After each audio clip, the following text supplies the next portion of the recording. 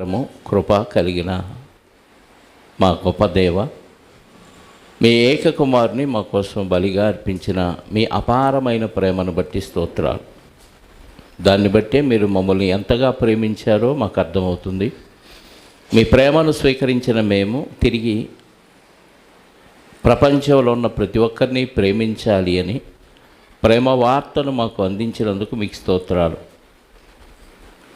ఇలా ఒకరినొకరు ప్రేమించుకుంటూ మీ వాక్యములోని లోతైన జ్ఞానాన్ని నేర్చుకున్న కొలది వాక్యానికి లోబడి వాక్యానుసారమైన జీవితాన్ని మా క్రియల ద్వారా కనపరుస్తూ ప్రతి ఒక్కరిని ప్రేమిస్తూ ముందుకు సాగే భాగ్యాన్ని మాకు అనుగ్రహిస్తూ ఉన్నందుకు స్తోత్రాలు చెల్లిస్తూ రాజుల మొదటి గ్రంథము ధ్యానిస్తూ ఉండగా మీ ఆత్మచేత వ్రాయించిన మాటలోని పరమార్థాన్ని ఆత్మ వివేచనతో వివేచించి వాక్యాన్ని సరిగా విభజించి బోధించే సామర్థ్యాన్ని మీ పరిశుద్ధాత్మ సహాయంతో నాకు అనుగ్రహించండి.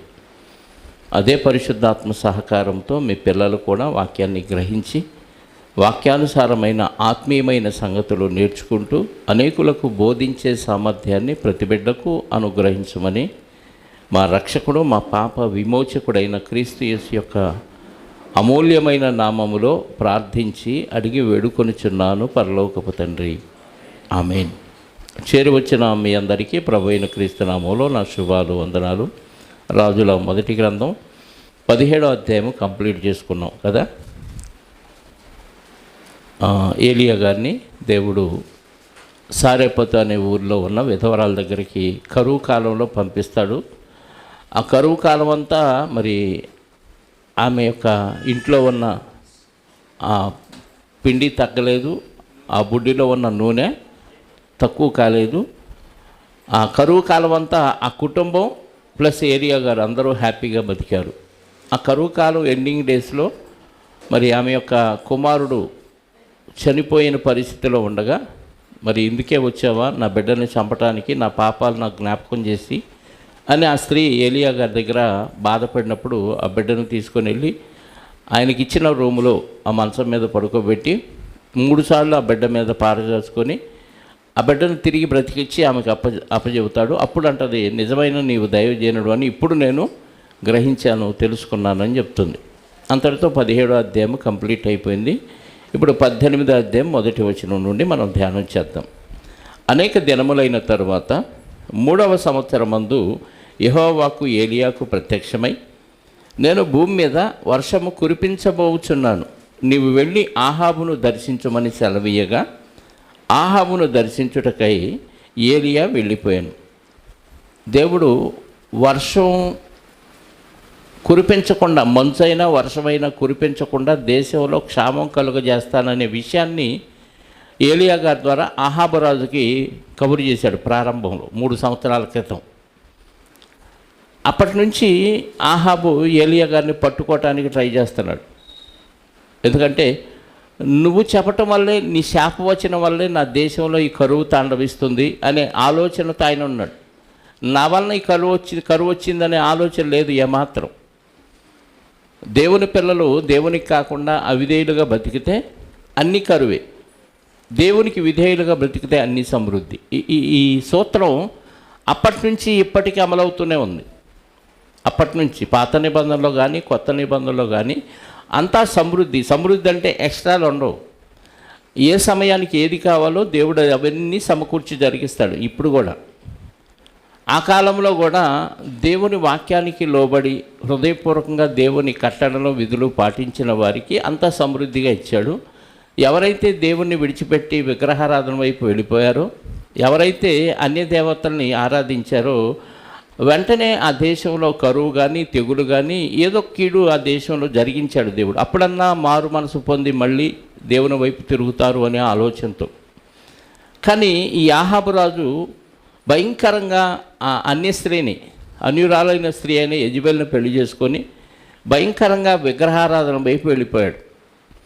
దాంతో ఆ దేశం మీద కరువు వస్తుంది అనే వార్నింగు ఏలియా గారి ద్వారా, అక్కడే ఏలియా గారు మనకు పరిచయం అయ్యాడు కదా. 17వ అధ్యాయంలో కదా ప్రారంభంలో ఏలియా గారు మనకు పరిచయం అయ్యారు. ఇప్పుడు 3 సంవత్సరాలు గడిచిపోయినాయి. 3 సంవత్సరాలు అయిపోయిన తర్వాత మళ్ళీ వెళ్ళి ఇదిగో నీ దేశంలో మళ్ళీ వర్షం కురిపించబోతున్నాను. ఈ వార్త కూడా ఎవరికి చెప్పాలి? ఇశ్రాయేల్ రాజు అయిన అహాబుకి తెలియచేయమని ఏలియా గారిని వెళ్ళమన్నాడు. ఏలియా గారు వెళ్ళాడనమాట. 7వ రాజు కదా అహాబు గారు. ఇశ్రాయేల్ని పరిపాలించిన రాజుల్లో 7వ రాజు. యూదుల్ని కాదు, ఇశ్రాయేల్ని పరిపాలించిన రాజుల్లో 7వ రాజు అహాబు. ఏలియా గారు ఈ విషయం చెప్పడానికి వెళ్ళారు. షోమ్రోన్లో ఘోరమైన క్షామము కలిగి ఉండగా అహాబు తన గృహ నిర్వాహకుడకు ఓబద్యాను పిలిపించను. షోమ్రోన్ అంటే రాజధాని. భయంకరమైన కరువు, 3 సంవత్సరాలు వర్షం పడకుండా పంటలు లేకపోతే ఎంత భయంకరంగా ఉంటుందో ఆలోచించండి. ఆయన దగ్గర గృహ నిర్వాహకుడకు ఓబద్యాను పిలిపించి, ఓబద్యా అనే వ్యక్తి, ప్రవక్తలు కూడా ఓబద్యా ప్రవక్త కూడా ఉన్నాడు, ఓబద్యా గ్రంథం కూడా ఉంది కదా. ఓబద్యా అనే పేర్లు బైబిల్లో చాలామందికి ఉన్నాయి. కానీ ఈ ఓబద్యా అహాబు యొక్క గృహ నిర్వాహకుడు అంటే మేనేజరు. అహాబు కుటుంబానికి, ఆ రాజధానిలో అహాబు కుటుంబానికి మేనేజరు. అయితే ఈ అహాబు యెజెబెలు ఎంత దుర్మార్గులో అంత ఆపోజిట్ అతను.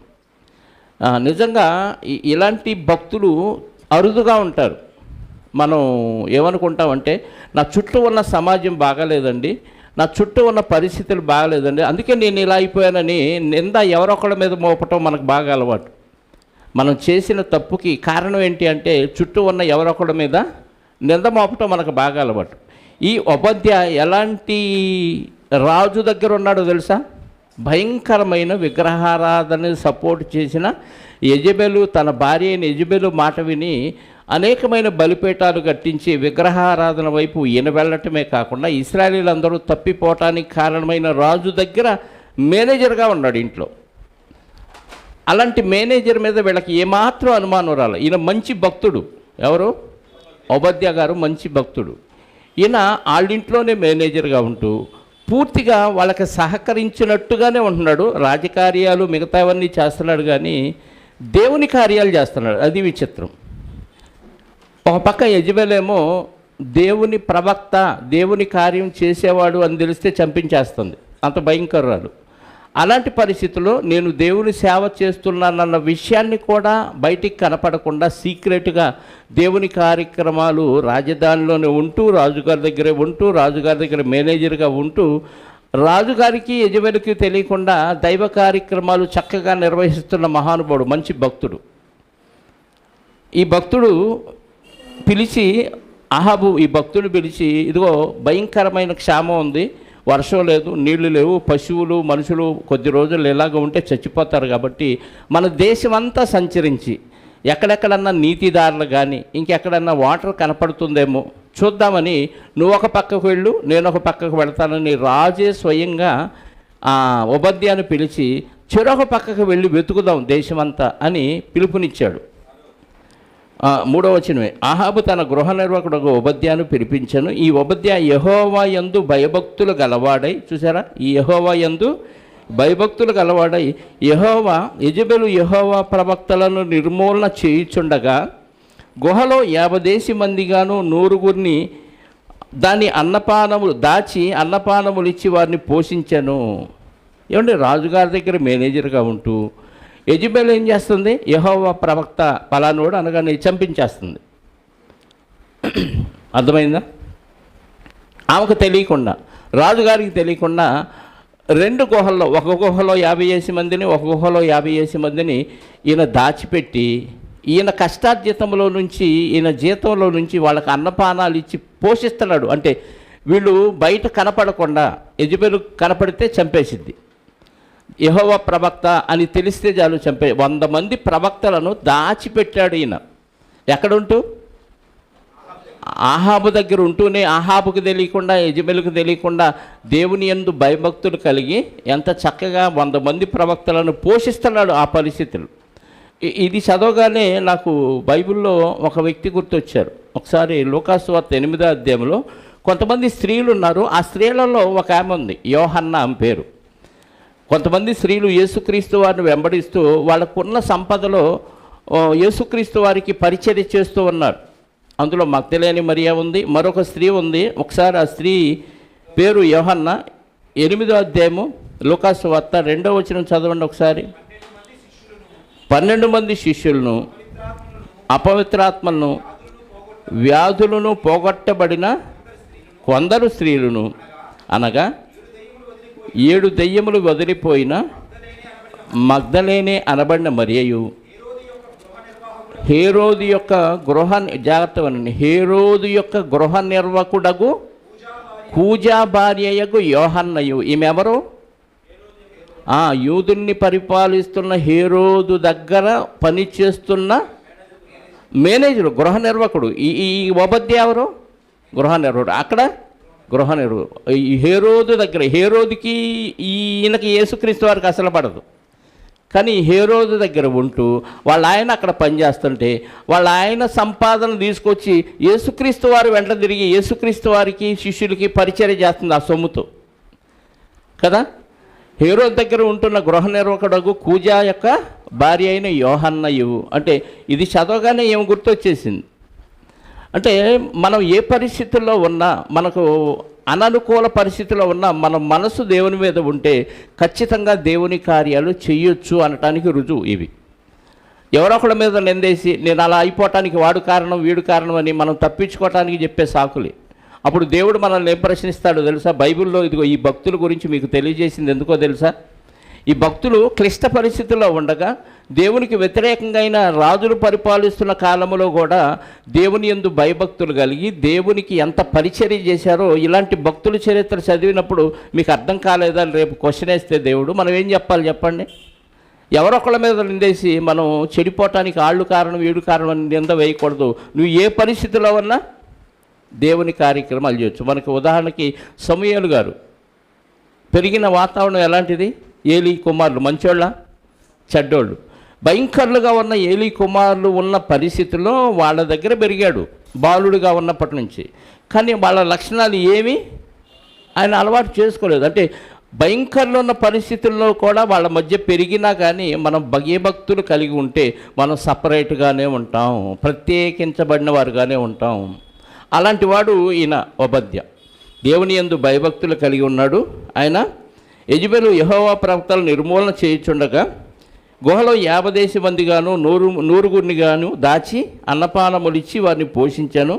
ఆహాబు దేశంలోని ఉదకదారులన్నిటినీ నదులన్నిటినీ చూడబోయి పశువులన్నిటినీ పోగొట్టుకొనకుండా గుర్రములను కంచరగాడిదలను ప్రాణములతో కాపాడుటకై మనకు గడ్డి దొరుకునేమో తెలుసుకొనమని ఒబద్యాకు ఆజ్ఞ ఇచ్చాను. ఎవరు? ఆహాబు.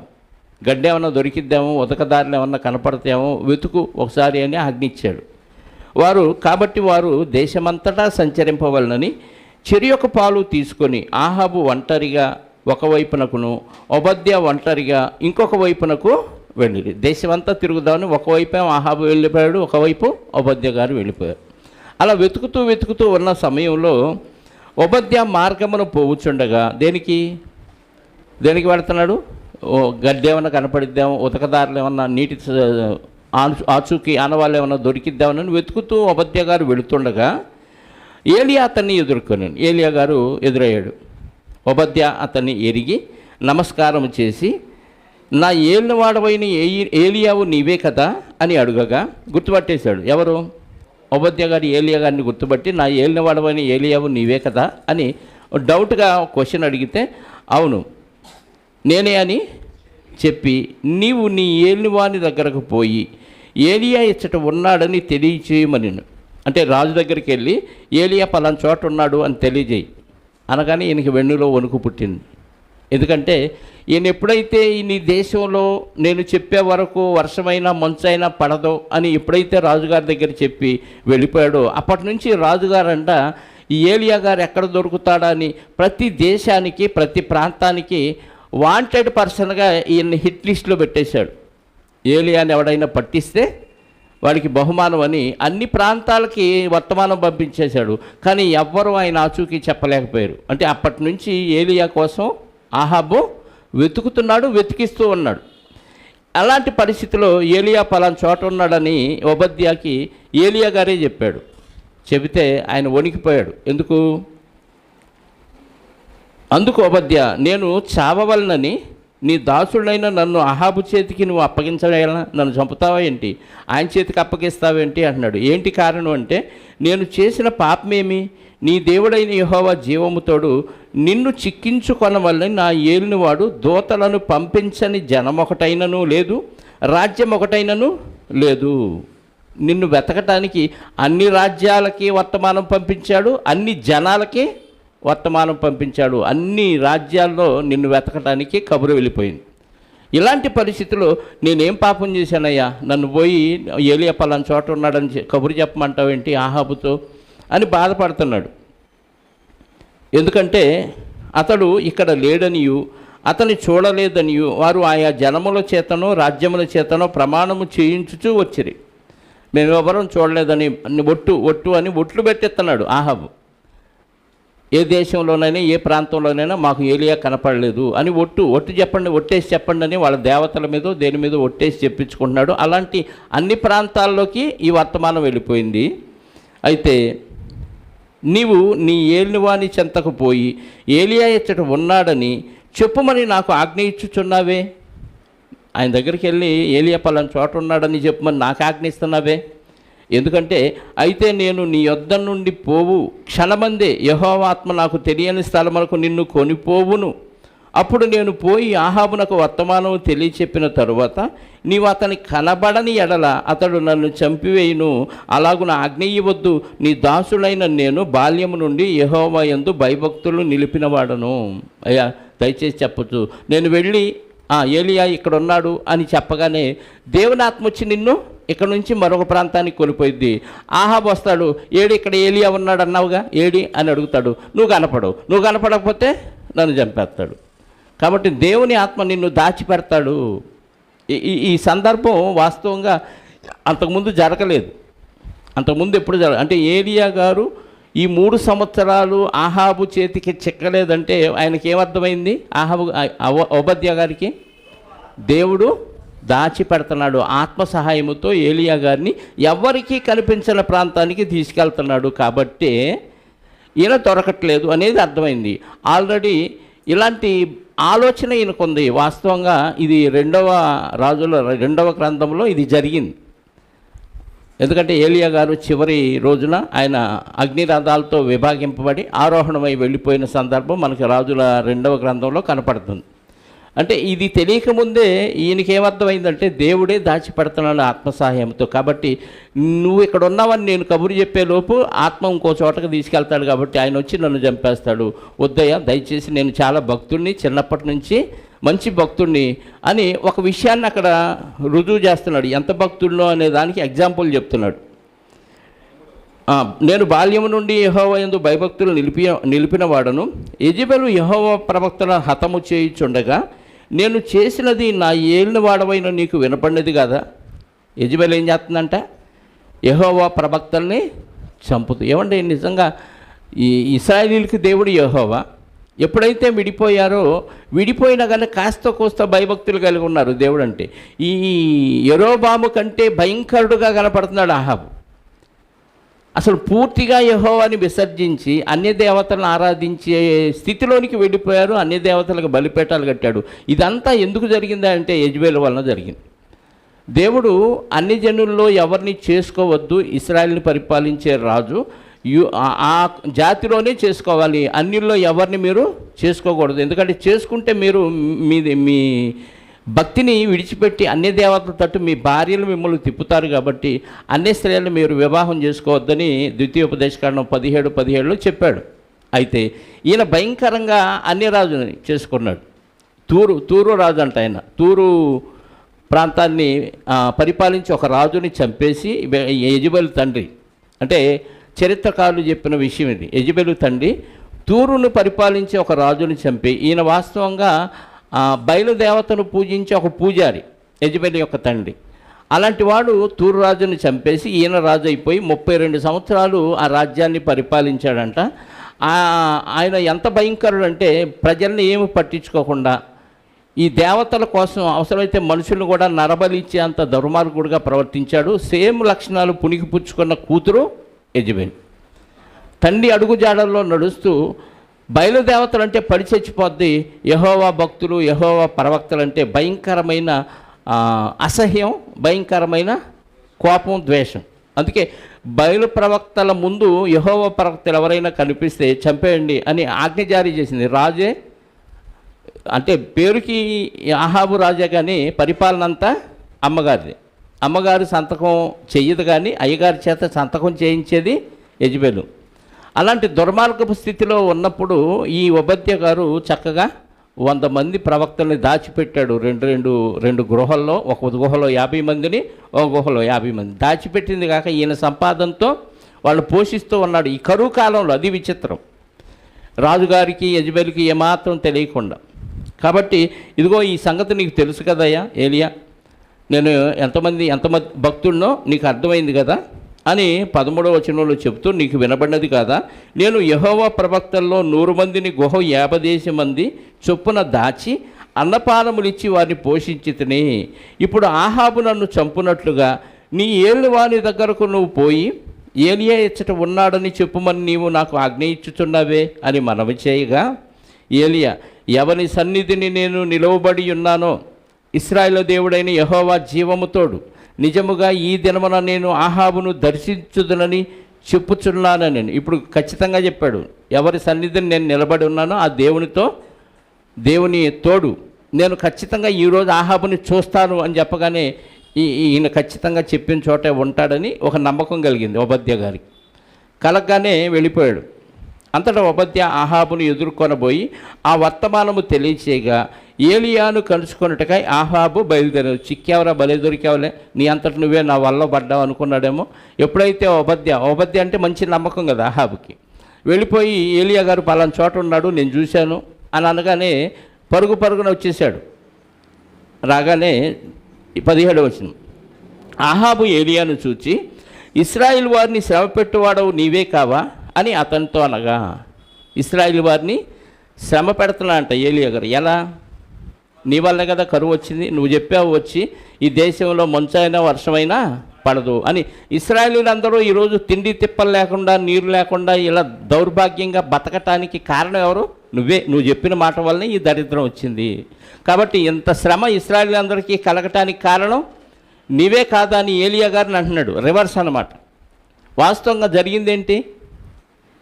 ఆహాబు విగ్రహారాధన చేయటం వలన, దేవుణ్ణి విసర్జించటం వల్ల దేవుడే ఏలియా గారి ద్వారా ముందుగానే ప్రకటన చేసి అప్పుడన్నా మారతాడేమోనని. ఎప్పుడైతే ప్రవక్త వచ్చి ఇదిగో నేను చెప్పే వరకు ఈ దేశంలో మంచైనా వర్షమైనా పడదు అనగానే ఏంటి కారణం, ఎందుకు పడదు, ఏం దోషం చేసాం, దేవుని పట్ల ఏమి అవిధేయతగా ప్రవర్తించామని అడగాలి భక్తుల్ని. కానీ ఈయన అడగలేదు. అడగకపోగా ఏలియా గారిని చంపటానికి ట్రై చేశాడు.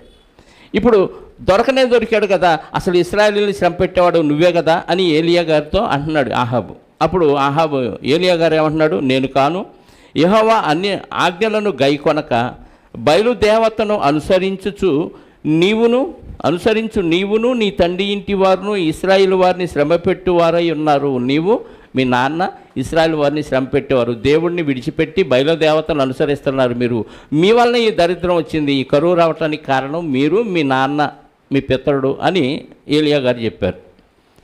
అయితే ఇప్పుడు నీవు ఇశ్రాయేలు వారిని అందరినీ, యెజబెలు పోషించున్న బయలుదేవతల ప్రవక్తలను 450 మందిని, అషేరాదేవి ప్రవక్తలైన 400 మందిని నా యొద్దకు కర్మెలు పర్వతమునకు పిలువ పంపుమని చెప్పాను.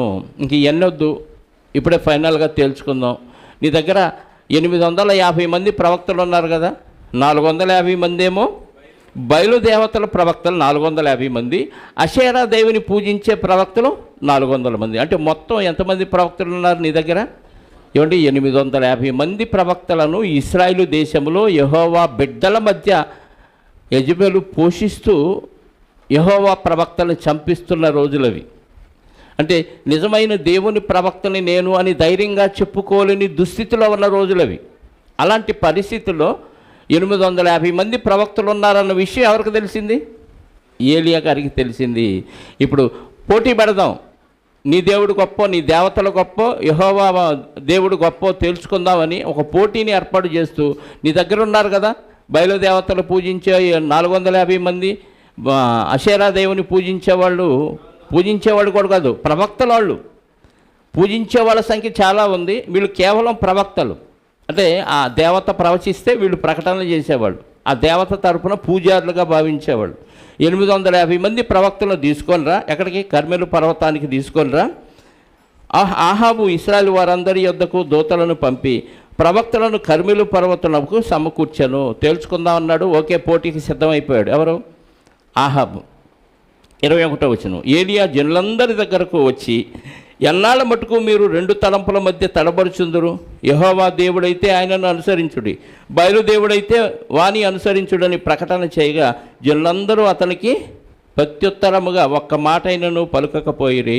మంట అయిపోయి కదా.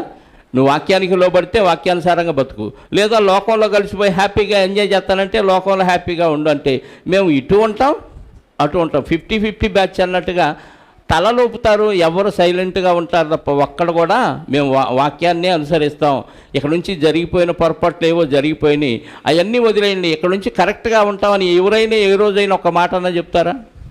ఆనాటి ఇశ్రాయేలు పరిస్థితి అదే. ఎందుకని అటు ఇటు ఉంటారు, కాసేపు యెహోవా దేవుడు అంటారు, కాసేపు బయలు ప్రవక్తలు అంటారు. 2 తలంపుల మధ్య ఎప్పుడు ఎవరు ఉండకూడదు. యెహోవా దేవుడైతే ఆయన్ని ఆరాధించండి ధైర్యంగా, లేదు బయలు దేవుడైతే బయలుదేవతలను అనుసరించండి. కాసేపు బయలుదేవతలు అంటారు, కాసేపు యెహోవా దేవుడు అంటారు. ఏంటి మీ పరిస్థితి అంటే ఎవ్వరు మాట్లాడలేదంట. అన్ని గోత్రాల్లో ఉన్న ఇశ్రాయేలీల్లో ఎవ్వరూ మాట్లాడకుండా సైలెంట్గా ఉన్నారంట. 22. అప్పుడు ఏలియా యెహోవాకు ప్రవక్తలైన వాళ్ళు నేను ఒక్కడినే శేషించి ఉన్నాను. యెహోవా ప్రవక్తల్లో నేను ఒక్కడినే. ఈయనకు తెలియదు 100 మందిని ఆయన దాచిపెట్టాడన్న విషయం, అది పట్టించుకోలేదు. ఈయన ఉపధ్యాయ గారు చెప్పినా ఆయన పట్టించుకోలేదు. నేను ఒక్కడినే ఇప్పుడు నిలబడి ఉన్నాను. అయితే బయలునకు ప్రవక్తలు 450 మంది ఉన్నారు. బయలునకు ప్రవక్తలు ఎంతమంది? 450 మంది ఉన్నారు.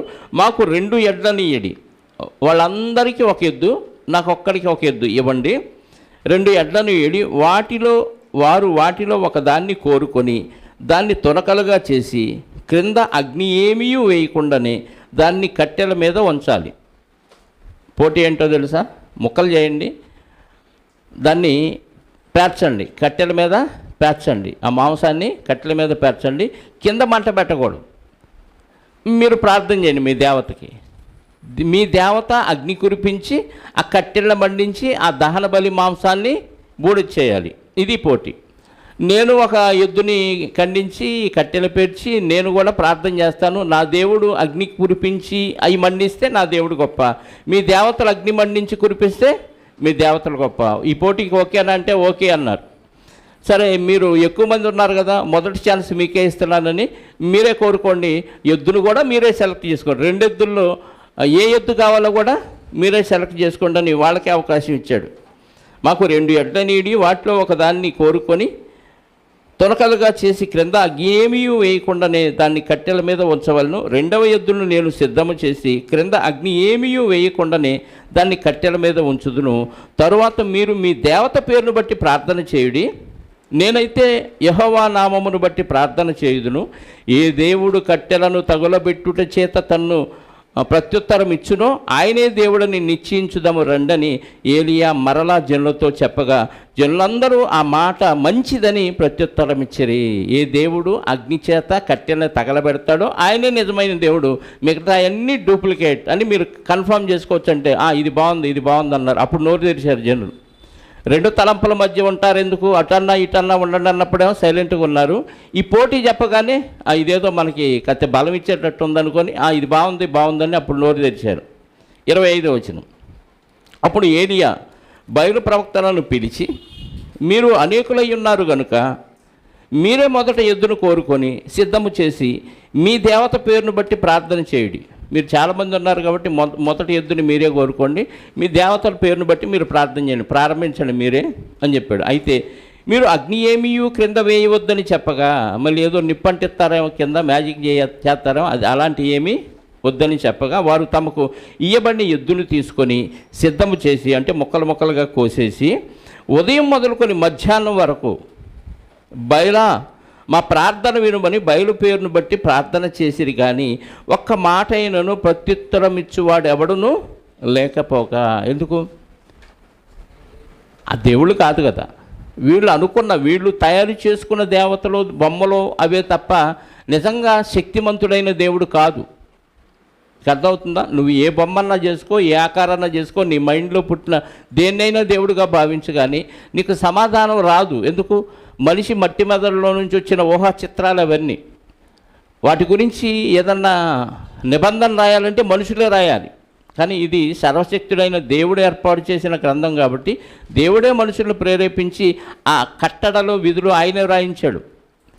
మోషే గారితో దేవుడు ఆయన ఆత్మ సహాయంతో తెలియజేసి ధర్మశాస్త్రాన్ని ఇచ్చాడు. తర్వాత యేసుక్రీస్తు వారి ద్వారా మనకు కొత్త నిబంధన ఇచ్చాడు. కానీ మిగతా దేవుళ్ళు దేవతలకి వాళ్ళే రాసుకుంటారు చరిత్ర కానీ, వాటికి ఏదో స్టోరీలు అల్లేసి వాటిలో ఇవి చేయాలి ఇవి చేయకూడదు అనేవి మనుషుల ఆలోచనలు అవి. అందుకే అవి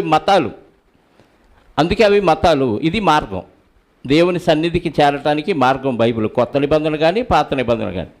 పాత నిబంధనలో ధర్మశాస్త్రం ద్వారా ఆయన మార్గంలో నడిస్తే పరలోకం చేరతారు. కొత్త నిబంధనలో యేసుక్రీస్తు మాటల ద్వారా, ఈ నిబంధన ద్వారా దేవుని సన్నిధికి చేరతారు. ఏదైనా మొత్తానికి మార్గాన్ని చూపించేది ఇది. అవేమో మతాలు.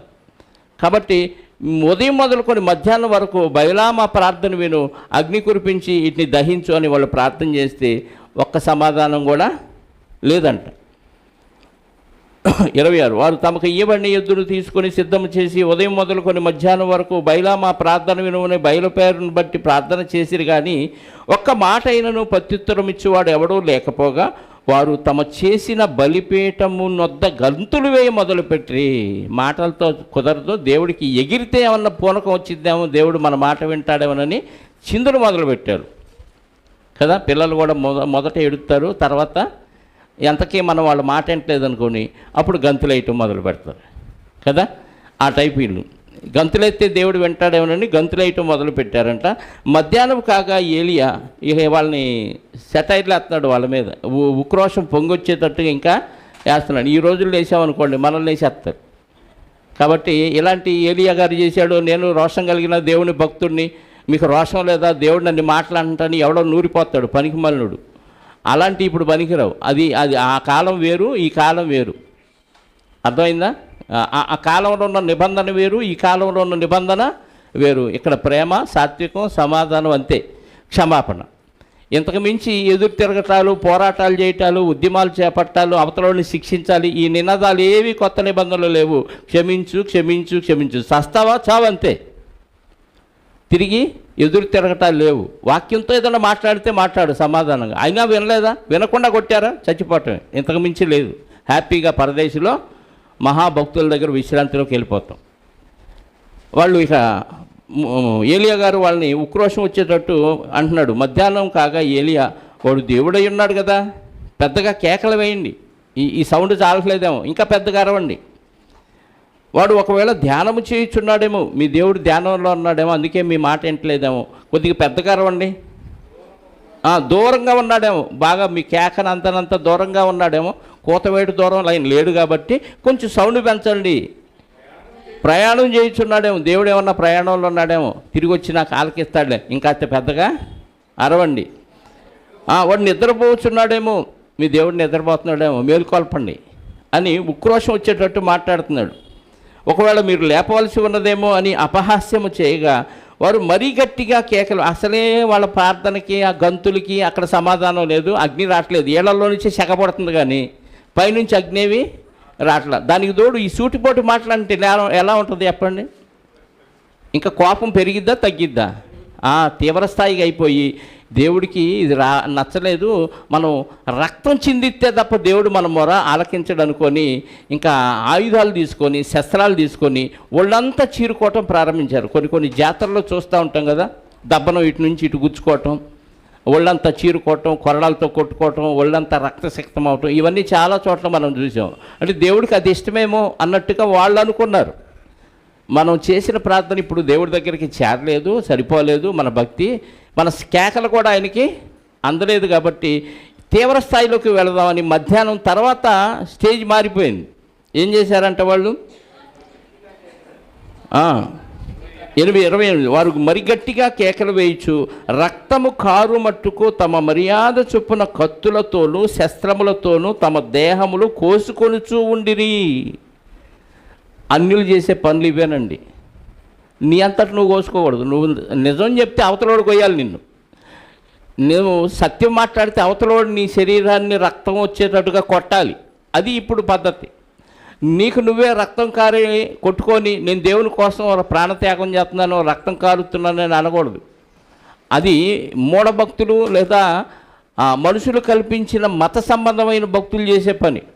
ఒకసారి లేవీకాండంలో 19వ అధ్యాయం 27వ వచనం కూడా చూడండి. లేవీయకాండం 19వ అధ్యాయము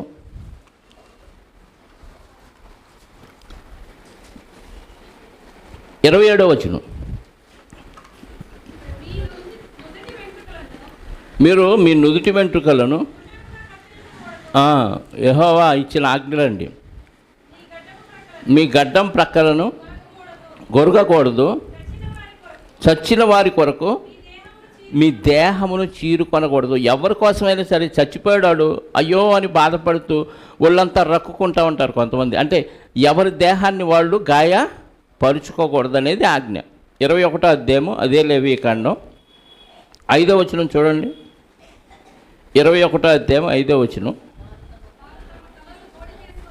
వారు తమ తలను బోడి చేసుకొని రాదు, గడ్డము ప్రక్కలను క్షౌరము చేసుకొనరాదు, కత్తితో దేహమును కోసుకొనరాదు. ఇది దేవుని బిడ్డలు చెయ్యకూడని పని, అన్యులు చేసే పని. అంటే దేవుని పిల్లలకి తన దేహాన్ని తను గాయపరుచుకునే హక్కు ఉందా లేదా? ఎంత బాధ వచ్చినా ఒళ్ళు చీరుకోకూడదు, గాయం చేసుకోకూడదు. ఇది ఇశ్రాయేలుకి దేవుడు ఇచ్చిన కట్టడ. అన్యులైతే దేవుడి కోసం మేము ఏమైనా చేస్తామని వాళ్ళంతటా వాళ్ళే ఆయుధాలు తీసుకొని ఒళ్ళంతా రక్తసిక్తమయ్యేటట్టు గాయపరుచుకుంటూ ఉంటారు. ఇది ఇశ్రాయేలుకి నిషిద్ధం, అన్యులకి ఇంకా అన్యులంటే వాళ్ళ ఇష్టం కాబట్టి ఆ పనే వాళ్ళు చేస్తున్నారు. తమ శస్త్రములతోనూ తమ దేహములను కోసుకొనుచూ ఉండిరి. ఈ ప్రకారం మధ్యాహ్నమైన తర్వాత అస్తమయ నైవేద్యము అర్పించు సమయం వరకు, అంటే ఇశ్రాయేలీలు ఏది చేశారో అన్యులు కూడా అదే చేస్తారు. ఉదయం సాయంత్రం దేవునికి నైవేద్యం అర్పిస్తారు ఇశ్రాయేలీలు.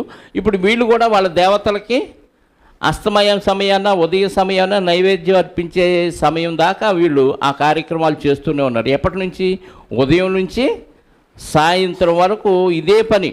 తిండి తిప్పలు లేవు, ఎగరటం, గంతులేయటం, బయలామా ప్రార్థన విను, అగ్ని కురిపించి ఈ మాంసాన్ని కట్టెల్ని దహించి వేయని ప్రార్థన చేస్తున్నారు. అరిచారు వినలేదు, ఈయనేమో రెచ్చగొడుతున్నాడు. గంతులు వేశారు అయినా వినలేదు వాళ్ళ దేవత. ఇక చివరికి ఆయుధాలతో ఒళ్ళంతా గాయపరుచుకుంటున్నారు. సాయంత్రం అయిపోయింది, ఇంకా అయిపోయేలేకే వాళ్ళకి నీరసం వచ్చేసింది, ఇంకా సమాప్తమని ఆపేశారు. అస్తమయ సమయం వరకు ఈ ప్రకారం మధ్యాహ్నమైన తర్వాత అస్తమయ నైవేద్యం అర్పించు సమయం వరకు వారు ప్రకటన చేయిచూ వచ్చిరు. కానీ మాట అయినను ప్రత్యుత్తరం ఇచ్చువాడైనను లక్ష్యము చేసిన వాడెవడైనను లేకపోయాను. ఉంటే కదా, లేడు. ఇప్పుడు 30వ వచనం. అప్పుడు ఏలియా నా దగ్గరకు రండని జనులందరితో చెప్పగా, ఇప్పుడు దాకా వాళ్ళ వైపు ఉన్నారు, వాళ్ళు చేసేదంతా చూస్తున్నారు, ఇశ్రాయేలీలు చూస్తున్నారు, అందరూ చూస్తున్నారు. ఇప్పుడు మీరందరూ ఇటు డైవర్ట్ అవ్వండి, నా దగ్గరికి రండని చెప్పగా జనులందరూ అతని దగ్గరకు వచ్చిరి. అప్పుడు క్రింద పడదోయబడి ఉన్న యెహోవా బలిపీఠమును బాగు చేసి యెహోవాకు ప్రత్యక్షమై, నీ నామము ఇశ్రాయేలుగునని వాగ్దానము నొందిన యాకోబు సంతతి గోత్రముల లెక్క చొప్పున 12 రాళ్లను తీసుకొని, ఏమంటే ఇక్కడ ఈ పదాన్ని ఉపయోగించాడు రచయిత. ఏంటంట? నీ నామము ఇశ్రాయేలుగునని వాగ్దానము నొందిన యాకోబు గారికి దేవుడు వాగ్దానం, నీ పేరు ఇక మీదట యాకోబు కాదు, నీ పేరు ఇశ్రాయేలు. ఆదికాండంలో అన్నాడు కదా, ఇక నీవేదంట దేవునితో ఆయన పోరాడితే నీ నామం ఏమైంది? ఇశ్రాయేలు. అనేక జనాలకు నువ్వు తండ్రి అవుతావని వాగ్దానం పొందిన యాకోబు సంతతి అయిన ఇశ్రాయేలీలు దేవుడైన గోత్రముల లెక్క చొప్పున, యాకోబు సంతతి 12 గోత్రాలు కాబట్టి 12 గోత్రాల సంతతి లెక్క చొప్పున 12 రాళ్లను తీసుకొని ఆ రాళ్ల చేత యెహోవా నామమున ఒక బలిపీఠమును కట్టించి, ఈయన చెప్తున్నాడు, వాళ్ళకి అర్థన్నాడు. ఎన్ని రాళ్ళు?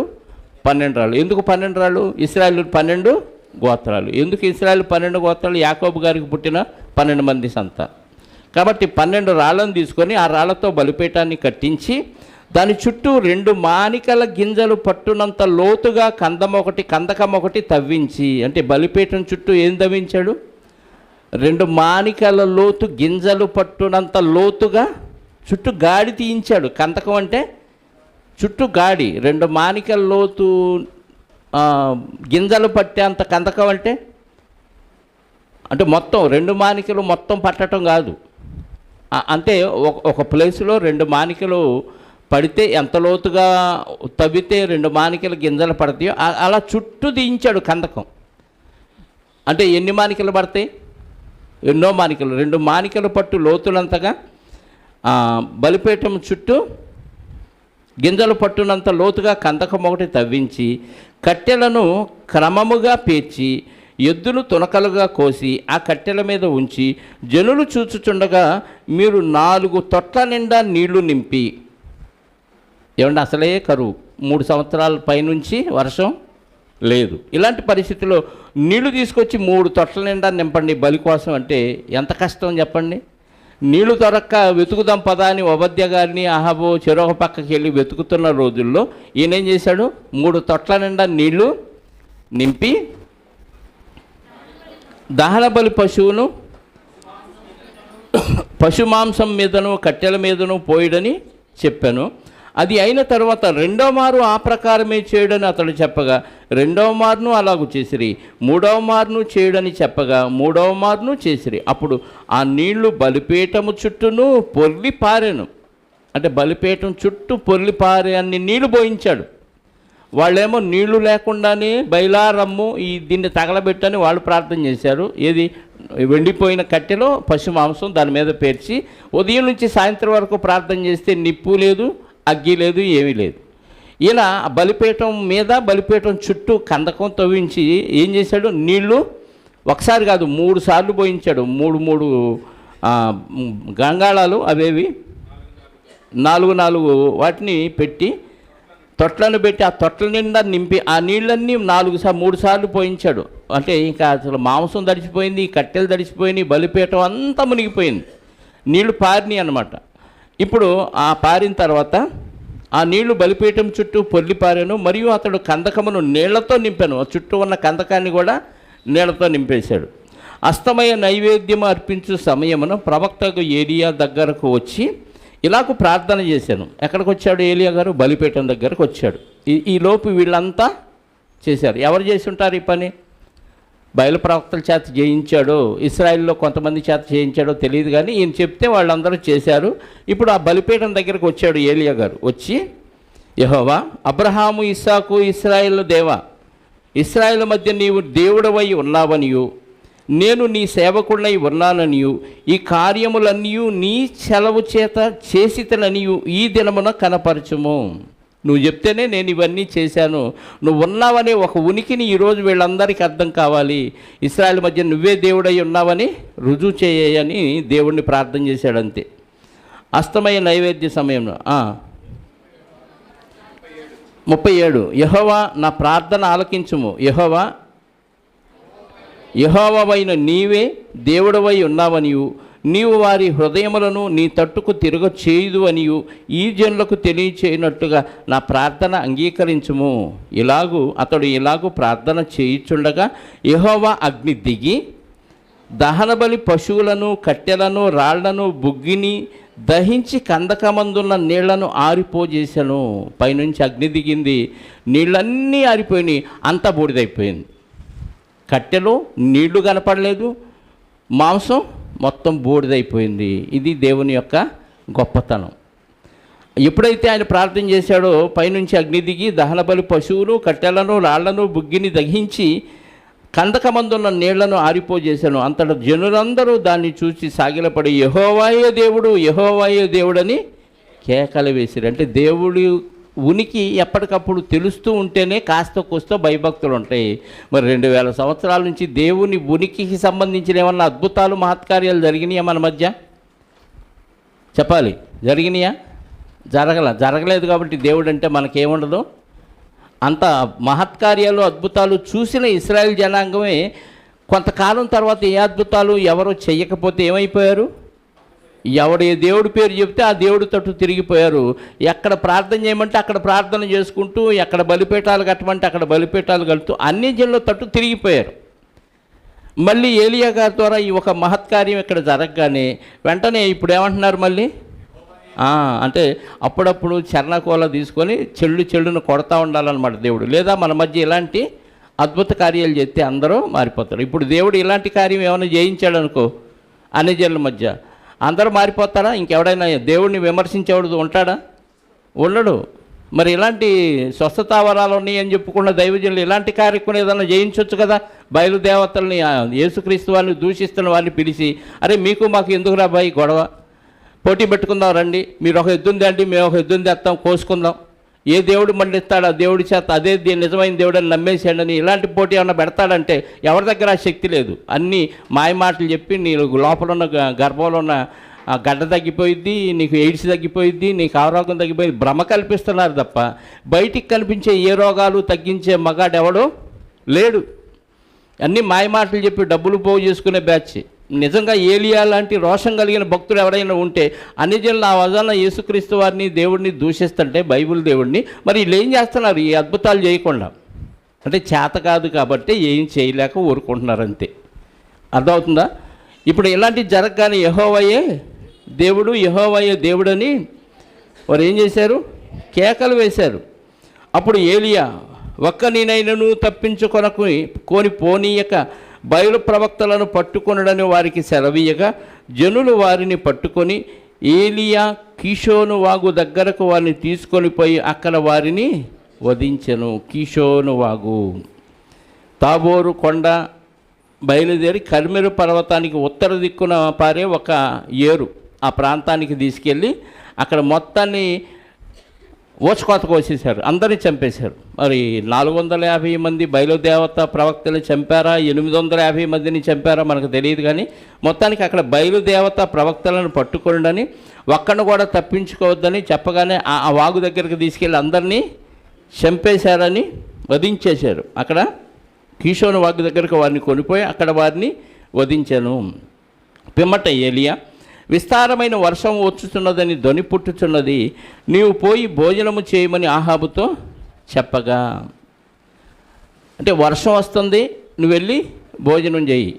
ఎందుకు వర్షానికి భోజనానికి సంబంధం ఏంటి అంటే అప్పటిదాకా సరిగ్గా తినక ఉన్నాడేమో, ఇప్పుడు ప్రశాంతంగా భోజనం చేయి హ్యాపీగా, లేదా ఇదే చివరి భోజనం అయిద్దని వార్నింగో తెలియదు. కానీ మొత్తానికి నువ్వు వర్షం వస్తుంది, వర్షంలో చిక్కుకుంటావు. ఎందుకంటే భయంకరమైన వర్షం, గాలి దుమారంతో రేగిన వర్షం వస్తుంది కాబట్టి అర్జెంటుగా నువ్వు ఇంటికి వెళ్ళి భోంచేయి అని ఆయన్ని భోజనానికి పంపించి వెళ్ళమని చెప్పి ఆహాబుతో చెప్పగా ఆహాబు భోజనము చేయబోయాను. కానీ ఏలియా కర్మెలు పర్వతం మీదికి పోయి నేల మీద పడి ముఖము మోకాళ్ళ మధ్య ఉంచుకొనెను.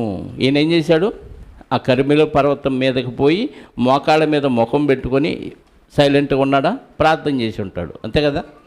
అక్కడికి వెళ్ళి ముఖం మీద మోకాళ్ళ మీద ఉంచుకొని ఆయన ఉన్నాడు. తరువాత అతడు తన దాసుని పిలిచి నీవు పైకి పోయి సముద్రం వైపు చూడమనగా వాడు మెరక ఎక్కి పారజూచి ఏమీ కనపడలేదని చెప్పాడు. ఒక సేవకుని పిలిచి కొండపైకి ఎక్కి ఆ సముద్రం వైపు చూడు ఏమన్నా కనపడుతుందంటే ఆడు ఎక్కాడు, చూశాడు, ఏమీ కనపడలేదని మళ్ళీ వచ్చి చెప్పాడు. అలా కాదు 7 మార్లు పోయి చూడమని చెప్పాను. 7వ మారు అతడు చూచి ఇదిగో మనిషి చెయ్యి అంత చిన్న మేఘము సముద్రము నుండి పైకి ఎక్కుచున్నదనెను. మనిషి అరచే అంత చిన్న మేఘం సముద్రం మీద నుంచి అలా పైకి వస్తాం చూశాను. ఎన్నిసార్లకి? 7వసారి వెళ్ళి చూసినప్పుడు అలా కనపడింది. దేవుడు ముందే చెప్పాడు భయంకరమైన వర్షం కురిపించబోతున్నాను అని. అప్పుడు ఏలియా నీవు ఆహాబు దగ్గరకు పోయి, ఆ సేవకుని మళ్ళీ పిలిచి ఆహాబు దగ్గరకు పోయి నీవు వెళ్లకుండా వర్షము నిన్ను ఆపుకుండునట్లు నీవు రథమును సిద్ధపరచుకొని పొమ్మని చెప్పుమని వారిని పంపాను. మళ్ళీ పంపించాడు. ఎందుకు? ఈలోపు వర్షం వచ్చింది, చిక్కుబడిపోతావు, రథాన్ని రెడీ చేసుకొని త్వరగా వెళ్ళి భోంచేయి అని మళ్ళీ సేవకుని పంపించాడు. అంతలో ఆకాశం మేఘములతోనూ గాలివానతోనూ కారు కమ్మెను. అంటే బాగా మబ్బు పట్టిపోయింది, చీకటి కమ్మేసింది. మోపైన వాన కురిసెను కనుక ఆహాబు రథమెక్కి యెజ్రెయేలునకు వెళ్ళిపోయాను. ఆ ప్రాంతం ఏది? ఇజ్రాయేల్ అనే ప్రాంతానికి వెళ్ళిపోయాడు. యెహోవా హస్తము ఏలియాను బలపరచగా అతడు నడుము బిగించుకొని ఆహాబు కంటే ముందుగా పరిగెత్తుకొని పోయి యెజ్రెయేలు గుమ్మమునొద్దకు ఆహాబేమో రథాలు గుర్రాలెక్కి అక్కడి నుంచి ఎక్కడికి వెళ్ళాడు? యెజ్రెయేలుకి వెళ్ళాడు. దేవుని ఆత్మ ఇతన్ని బలపరచడం వలన ఈయన రథాలు గుర్రం కంటే స్పీడ్గా పరిగెత్తి ఆహాబు కంటే ముందుగా ఏలియా గారు అక్కడికి వెళ్ళారు. అంటే దైవజనుడు ఏం చేశాడు? పరిగెత్తాడు. దేవుడు చెప్పాడు కాబట్టి పరిగెత్తాడు. ఏంటి ప్రభా ఆడికేమో గుర్రాలు రథాలు, నేనేమో బై వాకింగా బై రన్నింగా అని అడగలేదు. దేవుడు ఏది చెబితే ఖచ్చితంగా అది చేయాలి. అది విధేయులైన భక్తులు చేసే పని కదా. అంటే వాటికంటే ముందే, రథాలు గుర్రాల కంటే ముందే వెళ్ళిపోగలిగాడు. కారణం ఏంటి? దేవుని ఆత్మ అతన్ని బలపరచడం వల్ల ఏ ప్రకృతిలో ఉన్న దేనికంటే స్పీడ్గా మనం కార్యక్రమాలు చేయగలం. లోకంలో ఉన్నవారి తెలివితేటల కంటే దేవుని ఆత్మ మనల్ని ప్రేరేపిస్తే మనకే ఎక్కువ తెలివితేటలు ఎక్కువ వస్తాయి, ఎక్కువ జ్ఞానాన్ని దేవుడు మనకిస్తాడు. ఎప్పుడు మనం దేవునికి లోబడి ఉన్నప్పుడు. ఈ చిన్న పని, ఈ పని నేనా అని ఫీల్ అవ్వకూడదు. దేవుని కోసం ఎంత తగ్గించుకున్నా నో ప్రాబ్లం. ఇక్కడ తగ్గించుకుంటే దేవుడు అనుకూల సమయంలో హెచ్చిస్తాడు. మరి ఆయనకేమో గుర్రాలు రథాలు ఇచ్చాడు. పనికి మాలిన రాజుకేమో గుర్రాలు రథాలా? దేవుని మాట విని నేను ఒక్కడనే ఉన్నాను ప్రవక్తనని పొంగిపోతున్న ప్రవక్తకేమో రన్నింగా? ఇది న్యాయమేనా అనిపించింది మనకి. కానీ దేవుడు ఎప్పుడు ఎవరికి ఏం చేయాలో ఆయనకు బాగా తెలుసు కాబట్టి ఆయన నువ్వు పరిగెత్తుకొని వెళ్ళిపో అనగానే ఆయన కంటే ముందే ఈయన యెజ్రెయేలు గుమ్మం దగ్గరికి యెజ్రెయేలు గుమ్మం దగ్గరికి వెళ్ళిపోయాడు. 18వ అధ్యాయం దీనికంటే దీని తర్వాత 19వ అధ్యాయం. ఏలియా చేసినదంతయు అతడు ఖడ్గము చేత ప్రవక్తలందరినీ చంపించిన సంగతియు ఆహాబు యెజెబెలునకు తెలియచేయగా, ఇదంతా యెజెబెలుకి అప్పటిదాకా తెలియదు. ఏలియా అనే ఒక ప్రవక్త వచ్చాడు, యెహోవా ప్రవక్త. అసలు ఆయన ఇప్పటిదాకా మనకు కనపడలేదు. మన ప్రవక్తలందరినీ పిలవమన్నాడు, పోటీ అన్నాడు, పోటీలో ఓకే అన్నాను, గెలుస్తాం కదా మనం అనుకొని. తీరా చూస్తేనే మన వాళ్ళు ఉదయం నుంచి సాయంత్రం వరకు బయలా అన్నా ఏ బయలుపడలేదు. కాబట్టి ఆయనేమో ఒక ప్రార్థన చేశాడు, వెంటనే అగ్ని ఇక్కడి నుంచి దిగి ఆ బలివి ఇవన్నీ చెప్పగానే వాస్తవంగా ఏమనిపించాలి? ఇంతకాలం మనం ఇంతమంది ప్రవక్తల్ని, బయలు ప్రవక్తలు ఇంతమందిని పోషించాము. ఒక్కడు చాలు నిజమైన దేవుని ప్రవక్త, నిజమైన దేవుడు ఆయనే. ఎందుకంటే ఆయనే అగ్ని కురిపించాడు కాబట్టి మనం నమ్ముకున్న ఈ బయలు దేవత కాదు. దేవత అయి ఉంటే ఖచ్చితంగా అగ్ని కురిపించేదేలే. జ్ఞానోపదేశం వీళ్ళకి అర్థం కావాలి. ఎవరికి? ఆహాబుకు కానీ యెజెబెలు. కనుక ఏమాత్రం పశ్చాత్తాపం లేదు, ఏమాత్రం పరివర్తన లేదు. ఎందుకంటే మూర్ఖంగా ఆలోచించే వారికి నిజం కళ్ళ ముందు కనపడుతున్నా అది అర్థం కాదు. మనకేమనిపించిందంటే ఇంత క్లారిటీగా చెప్తున్నా కానీ వాళ్ళకి ఎందుకు అర్థం కావట్లేదు అనిపించింది. ఒకప్పుడు మనం మారకముందు కూడా మనకు అలాగే ఉంది కదా. ఎంతోమంది ఎన్నో వాక్యాలు చెప్తుంటే మనం ఎందుకు మారలేదు? అప్పుడు మనల్ని చూసి ఆల్రెడీ మారిన వాళ్ళు ఏమనుకుంటారు? అప్పుడు ఏంటి ఇన్ని విషయాలు ఎలా చెప్తున్నా వాళ్ళకి ఎందుకు అర్థం కావట్లేదు అనిపించింది. ఇందులో చదువుతో సంబంధం లేదు. మహా జ్ఞానులు, బాగా చదువుకున్న వాళ్ళు సైతం వాక్య విషయంలో ఏం అర్థం కాదు. ఆ చక్కగా అర్థమయ్యే విధంగా ఆ భాష ఉన్నా, ఆ పదాలు ఉన్నా అవి అర్థం కావు. ఎందుకంటే వాళ్ళు మూర్ఖంగా ఆలోచిస్తారు, దేవుని మనసుతో ఆలోచించరు, సొంత మైండ్ పెట్టి ఆలోచిస్తారు, లోక సంబంధమైన ఆలోచనలో ఉంటారు. కాబట్టి సత్యం కళ్ళ ముందు కనపడుతున్నా వాళ్ళకి అర్థం కాదు. మరి ఎంత వాస్తవం జరిగింది? వాళ్ళు ఉదయం నుంచి సాయంత్రం వరకు దాదాపుగా 850 మంది ప్రవక్తలు బైలా అని ప్రార్థన చేసినా ప్రయోజనం లేకపోతే ఒక్క 5 నిమిషాల్లోనే ఈయన ప్రార్థన చేయగానే ఆకాశం నుంచి అగ్నిదిని ఈ బలిపీఠాన్ని, నీళ్లు పోసిన బలిపీఠాన్ని మొత్తాన్ని దహించి బూడిద చేసింది. నీళ్లు కూడా ఆరిపోయినాయి కదా. ఈయన కాబట్టి, నిజమైన దేవుడు కాబట్టి ఇది చేయగలిగాడనే ఆలోచన యెజెబెలులో కానీ ఆహాబులో కానీ రావాలి. కానీ ఎక్కడ రాకపోగా ఏమొచ్చిందంటే పగా ప్రతీకారం వచ్చింది. నేను పోషిస్తున్న 850 మంది ప్రవక్తలను అవమానపరుస్తాడా, చంపిస్తాడా? అసలు ఆడి సంగతి తేలుద్దామని ఏమాత్రం భయపడకుండా మొండి ధైర్యంతో ప్రవక్తకు వార్నింగ్ పంపించిందండి. ఒక స్త్రీ రాజుగారి భార్య, ఇశ్రాయేల్ రాజుగారి భార్య అన్యురాలు అయి ఉండి ఒక ప్రవక్తకి వార్నింగ్ పంపించిందంటే ఎంత గుండె ధైర్యం కావాలండి. ఇది గుండె ధైర్యం అనటానికి లేదు, మొండి ధైర్యం అంటాం. సాతాను ప్రేరణతో ఇచ్చిన ధైర్యమే తప్ప నిజంగా ఇది కాస్త కూస్తో వివేకం ఉన్నవాళ్ళు ఆలోచించవలసిన పద్ధతి కాదు. ఈరోజు కూడా సమాజంలో ఎంతోమంది ఉన్నారు. మనం ఎన్ని వాక్యాలన్నా చెప్పండి, ఎంత చక్కగా నన్ను వివరించండి, నేను బట్టిని కుందేనికి 3 కాళ్ళు అంటారు తప్ప అసలు ఏమాత్రం వాళ్ళు ఒప్పుకోరు. ఎందుకంటే వాళ్ళు కావాలనే మూర్ఖంగా దాన్ని వితండవాదం చేయటానికే వాళ్ళు వస్తారు. కాబట్టి అలాంటి వాళ్ళతో మనం ఎక్కువసేపు వాదించాల్సిన అవసరం లేదు. 1-2 సార్లు చెప్పండి, లేదు వినలేదంటే వాడితో ఇంకా ఎక్కువ వాదిస్తే మనం మూర్ఖులు అయిపోతాం. కాబట్టి అలాంటి వాళ్ళతో ఎక్కువసేపు వాదన పెట్టుకోవద్దు. వాడు గ్రహించే ఉద్దేశంతో అడిగాడా, లేకపోతే వితండవాదం చేయటానికి నిన్నేదో కించపరచడానికి అడిగాడనేది మనకు అర్థమైపోద్ది. కాబట్టి అలాంటి వాళ్ళతో ఎక్కువగా పెట్టుకోవద్దు. ఈ విషయం ఈ దరిద్రుడు, ఆహాబు దరిద్రుడు వెళ్ళి ఏం చేశాడు, భార్యతో చెప్పాడు, ఏడుచుకుంటా చెప్పుంటాడు. నేను అనుకుంటున్నాను, నేను అక్కడే ఉన్నాను, వీళ్ళు 850 మంది ఉండి ఉదయం నుంచి సాయంత్రం వరకు చేసినా వినలేదు, ఈయన ఒక ప్రార్థన చేయగానే ఇది అయిపోయింది. పైగా వీళ్ళందరినీ తీసుకెళ్ళి అక్కడ ఏం చేశారు, మొత్తాన్ని ఊచకోతకు వచ్చి చంపించారు, వదిలించేశాడు అని ఏడుస్తూ చెప్పుంటాడు. ఈమెకు వెంటనే రోషం వచ్చింది. నేను ఉండాల్సింది ఆ టైంలో, నువ్వు చేతగానోళ్ళలాగా వచ్చి నాకు చెబుతావా అని భర్తని కించపరిచి ఆమె ఏమందో చూడండి. యెజబెలుకు తెలియజెప్పగా 2వ వచనం, యెజబెలు ఒక దూత చేత ఏలియాకు ఈ వర్తమానం పంపించెను. రేపు ఈ వేళకు నేను నీ ప్రాణమును వారిలో ఒకని ప్రాణం వలె చేయని ఎడల దేవుడు నాకు గొప్ప అపాయము కలుగజేయునుగాక. నీ దేవుడే నాకు అపాయం కలుగజేస్తాడు. ఏమని, నువ్వు ఇంతమందిని చంపావు కదా, వాళ్ళల్లో ఒకని ప్రాణంలాగా నీ ప్రాణం రేపు ఈ టయానికి 24 అవర్స్లో నీ ప్రాణం తీయకపోతే నీ దేవుడే నాకు గొప్ప అపాయం కలుగు చేస్తాడంటే ఎంత ధైర్యంగా వార్నింగ్ ఇచ్చిందండి. 24 గంటలు గడిచారు. రేపు ఈ సమయంలో కంటే అర్థం ఏంటి, 24 గంటలు గడిచేలోపు వాళ్ళల్లో నిన్ను కలిపేస్తాను, వాళ్ళ అంతమందిని నువ్వు చంపిస్తావా, నువ్వు ఈ లోకంలో ఉండకుండా చేస్తాను, చేయలేదనుకో దేవుడే చూసుకుని నీ దేవుడే నాకు గొప్ప అపాయం కలుగజేస్తాడు అందంటే ధీమా, నీ దేవుడు నన్నేమీ చేయలేడు, నేను అనుకున్నది చేస్తాను అని మొండి ధైర్యంతో వార్నింగ్ ఇచ్చింది ప్రవక్తకి. వార్నింగ్ ఇవ్వగలరా? ఇవ్వగలరు. మొండోళ్ళు రాజు కంటే గొప్పోళ్ళు. ఆల్రెడీ రాజుగారి భార్య అయిన మొండి, జగమొండి కంటే గొప్పది ఇలాంటి ఆమె. సీతయ్య కంటే గొప్పది సీతమ్మ అన్నమాట. ఏమో అంత మొండి ధైర్యంతో ఆయనకి వార్నింగ్ ఇచ్చింది. 3వ వచనం, కాబట్టి అతడు ఈ సమాధానము తెలుసుకొని లేచి తన ప్రాణములు కాపాడుకొనుటకై పోయి యోధా సంబంధమైన బెయేర్షెబాకు లేచి అతట ఉండుమని తన దాసునితో చెప్పి.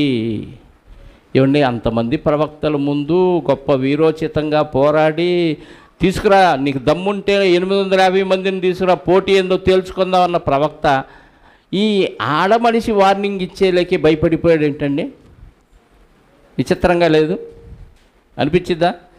ఇంత గొప్పగా అంత కార్యం చేసి అంతమందిని ఎవరిని వదిలిపెట్టద్దు, అందరినీ చంపేద్దాం రండి అని తీసుకెళ్ళి అందరినీ వధించిన గొప్ప వీరుడిగా కనపడిన ఏలియా గారు ఇక్కడ ఏమొచ్చి ఒక దాసుడి చేత, ఆమె కూడా డైరెక్ట్గా వార్నింగ్ ఇవ్వాల, ఒక దాసుడి చేత ఈ వర్తమానం పంపించగానే ఏమన్నాడు, ప్రాణభయంతో పరిగెత్తాడంట. అంటే ఒక్కొక్క సమయంలో మనిషిగా ప్రవర్తిస్తారు భక్తులైనా సరే. రక్తమాంసాలు ఉన్న దేహం కాబట్టి ఒక్కొక్క సమయంలో యేసుక్రీస్తు వారు సైతం శరీరధారిగా ఉన్న దినాల్లో ఒక్కొక్క సమయంలో ఏమన్నాడు, తండ్రి నీ చిత్తమైతే ఈ గిన్నె నా యొద్ద నుండి తొలగించు. ఎందుకన్నాడంటే శరీర రీతిగా మనుషుడిగా ఆలోచిస్తే ఆ బాధ వర్ణనాతీతం. ఆయనకి విధించబోయే శిక్ష ఎంత ఘోరంగా ఉంటుందో ఒకసారి మైండ్లో మెదిలితే, ఒకవేళ ఈ ప్లాన్ కాక ఇంకో ప్లాన్ ఏమన్నా ఉంటే అమలుపరచయ్యా, నీ చిత్తం అయితేనే అది ఒక్క క్షణం మనిషిగా ఆయన తటపటాయించాడు. అలాంటిది ఈ ఏలియా గారంటే ఆ రోజుల్లో ఒక గొప్ప దైవజనుడు, కానీ మనిషే కదా, రక్తమాంసాలు ఉన్న మనిషి, ప్రాణభయం ఉంది. ఆ సమయంలో ఆత్మ ప్రేరణతో ఆ కార్యక్రమాలు చేశాడు. కానీ సొంతగా ఆలోచిస్తే నిజంగా ఏమో మామూలు, ఎందుకంటే యెహోవా ప్రవక్తలో అని వింటే చాలు వాళ్ళని బతకనీయలేదు, అంతమందిని చంపేసిందేమో. అలాంటి ఘోరమైన కార్యాలు చేయటానికి ఏమాత్రం సంకోచించని ఈ రాణి గురించి ఆయనకు బాగా తెలుసు కాబట్టి ఏమంటే ఖచ్చితంగా చేసిద్ది, సైన్యాన్ని వేసుకొని వచ్చిద్దో మరి ఎలా వచ్చిద్దో మొత్తానికి 24 hours నా ప్రాణానికి టైం పెట్టింది. కాబట్టి ఈ లోపు నేను ఇక్కడ ఉండటానికి వీల్లేదు. అదే దేవుణ్ణి ప్రార్థిస్తే ఏమయ్యేదో తెలియదు కానీ పారిపోయాడంట. ఎక్కడికి? ఇశ్రాయేల్ దేశంలో ఎక్కడున్నా ఒక దొరికిపోతాను కాబట్టి యూదా దేశంలోనికి వెళ్ళిపోదాం అనుకుని యూదుల్ని పరిపాలిస్తున్న దేశంలోని ఏ ప్రాంతానికి వెళ్ళాడంట?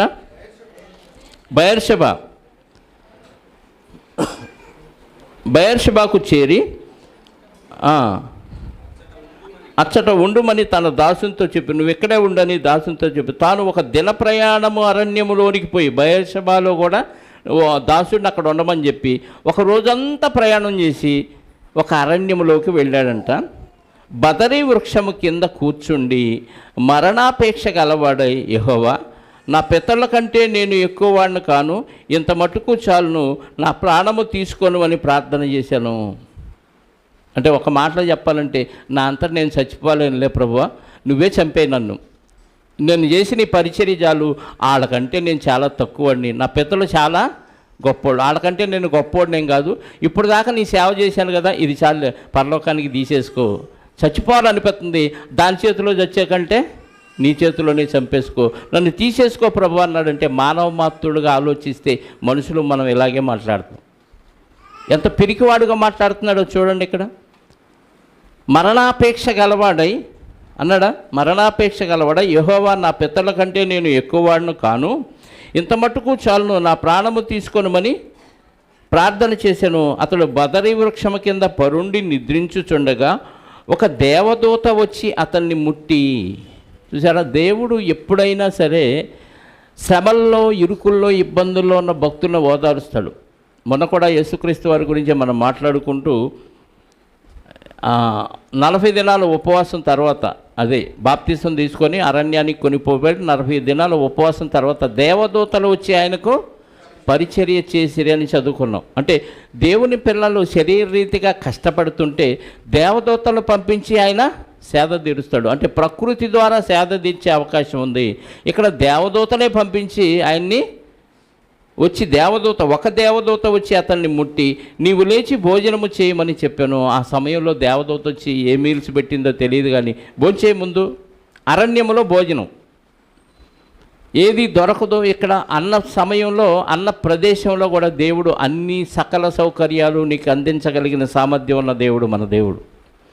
అరణ్యంలో భోజనం ఎక్కడ ఉంటుందండి? వండాలి కదా, ఇవన్నీ చేయాలి కదా, ఏ భోజనం పెట్టారో తెలియదు కానీ తిను అని దేవదూత వచ్చే భోజనం అక్కడ పెట్టేసిందంట.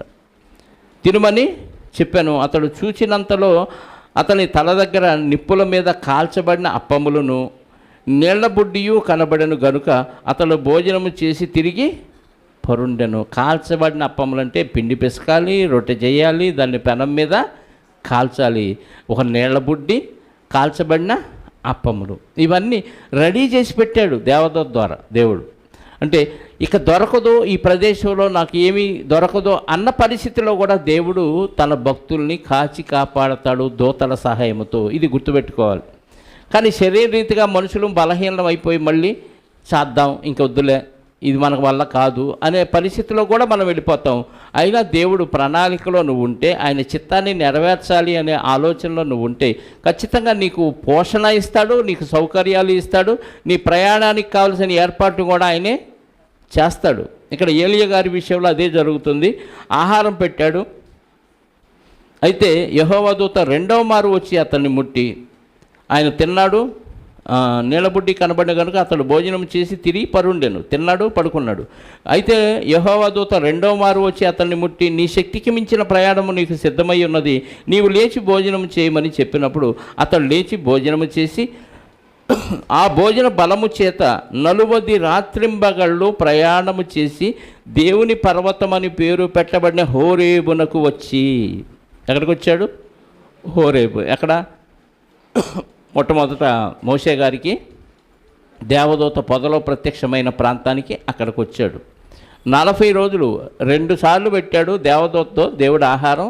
ఈ ఆహారంతో ఎన్ని పగళ్ళు రాత్రులు అంటే డే అండ్ నైట్ ప్రయాణం, 40 పగళ్ళు 40 రాత్రులు ప్రయాణం చేసి దేవుని పర్వతం అని పేరు పెట్టబడిన హోరేబు అనే ప్రాంతానికి వచ్చాడు. అంటే దేవుడు పెట్టే ఆహారం నీకు 40 రోజులకి సరిపోయే శక్తినిచ్చే అంత ఆహారం పెట్టాడు. 2 సార్లు దేవదూతతో పెట్టింది. ఏ ఆహారమో మరి ఎంత శక్తో తెలియదు.